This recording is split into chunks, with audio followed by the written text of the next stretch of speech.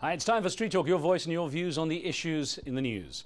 Too thin, too fat, too young or too old? Fashion officials all over the world are now concerned that models are not only becoming too skinny, but too young as well.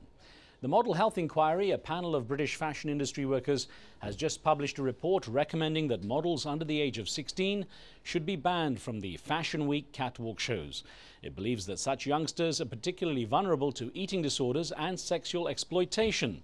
But the recommendation falls short of banning stick-thin girls from all shows. There's been concern recently about the image of young women in the fashion industry, as well as eating disorders and the so-called size zero culture among models. Khalid in Oman believes more stringent rules need to be in place.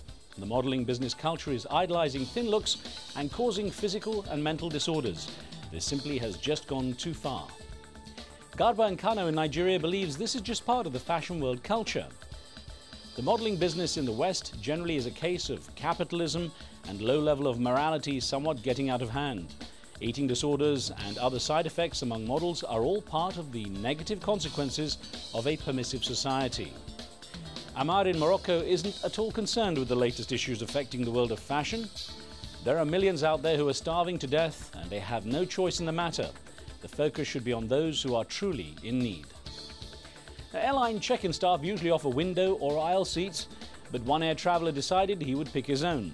Last week, Kent Couch settled down in his lawn chair with some drinks and snacks and a parachute strapped to his back.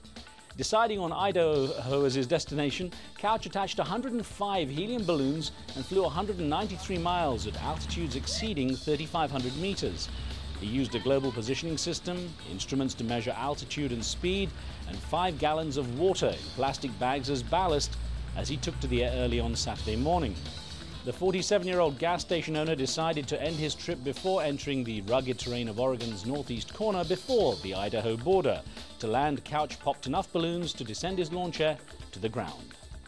Annie in Damascus is impressed with Kent Couch's courage in bringing to life a common fantasy.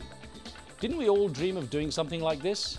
Mr. Couch is foolish and wonderful. Good thing his balloons were not punctured by an eagle. I say hooray to you, Mr. Couch, but don't do it again. Lilia in Oxford in the UK has a pretty amusing suggestion for this enterprising flyer. He should have used potatoes as ballast, and then he could have been a flying couch potato. Worse than my puns. It seems that teddy bear or a puppy is not good enough for one young Indian lad. When 4.5-year-old Amir spends his whole day playing with his best friend, it's actually a 7.5 feet long cobra. Amir from Bareilly in North Uttar Pradesh state befriended the snake after finding it in a nearby farm. Since then, both have become inseparable. Although poisonous, the family maintains the snake has never bitten Amir, but if someone tries to get close to the cobra, it attacks. Researchers believe, though they can't see, snakes have the ability to perceive human emotions through touch and gestures. Well, most children in New York City who aren't playing with snakes know the name FAO Schwarz. In fact, they could think of no better name to visit because it's a massive high-end toy store chain. The shops are known for featuring extravagant gifts for children, as seen in the 1988 Tom Hanks film Big, in which Hanks and co-star Robert Loggia play chopsticks on the store's signature 22-foot piano. Take a look at these two men playing the Hungarian Rhapsody on this gigantic piano.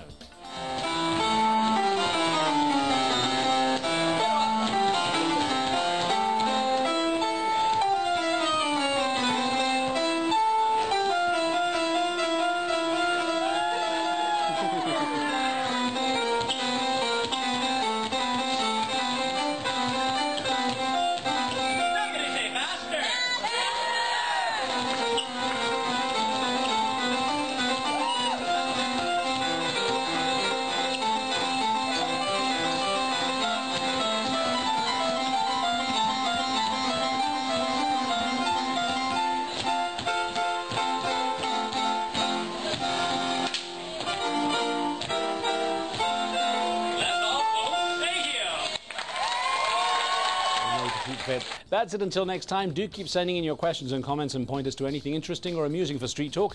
Remember, what you see here isn't necessarily the view of Al Jazeera. And some of the content's been edited, but for time and space reasons only. And that's the talk on the street.